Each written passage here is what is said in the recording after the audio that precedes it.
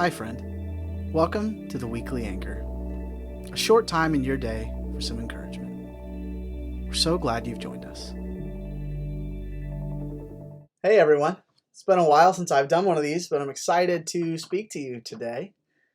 There's this crazy story in the Bible, in the book of Judges, about a man named Samson. And in short, when Samson is born, his life is to be set aside for God's purposes. But as we all do at some point, Samson loses sight of his calling and his mission. He meets a woman who he allows to sap his strength by cutting his hair. And now that he's weak, he is captured by his enemies, forced to be a prisoner. He is blinded and kept captive. But in Judges, at the end of the story, it says this. Now the temple was completely filled with people. All the Philistine rulers were there. About 3,000 men and women were on the roof who were watching as Samson amused them. Then Samson prayed to the Lord, "Sovereign Lord, remember me again. O God, please strengthen me just one more time. With one blow, let me pay back the Philistines for the loss of my 2 eyes." Then Samson put his hands on the 2 center pillars that held up the temple. Pushing against them with both hands, he prayed, "Let me die with the Philistines." And the temple crashed down on the Philistine rulers and all of the people. Samson killed more people when he died than he had during his entire lifetime. For us, every promise of God and every feat of strength, every mistake, oftentimes they all culminate in a moment, just like they did for Samson. And in this moment, what did Samson do? He invited God back into his situation. "Sovereign Lord, remember me again. Strengthen me just one more time." Samson knew that he couldn't, just as he was never able to do anything in his own strength.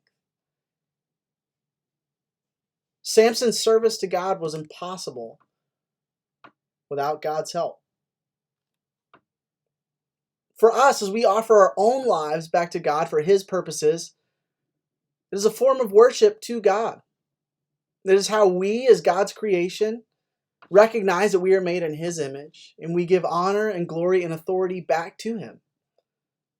Through our own service to God, we recognize our humanity and the short-sightedness that comes from our humanity.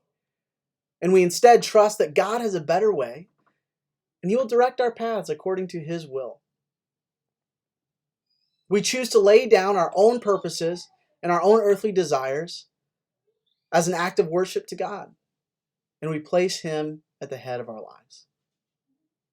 So, maybe today or this week, as we are going about our day-to-day experience, ask God what you can do to offer yourself back to Him.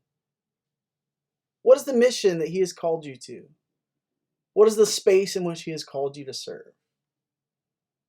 And maybe let's refocus ourselves onto that purpose and onto that mission and invite God back into our lives and back into the spaces in which we dwell as a form of worship to Him. Love you, everyone.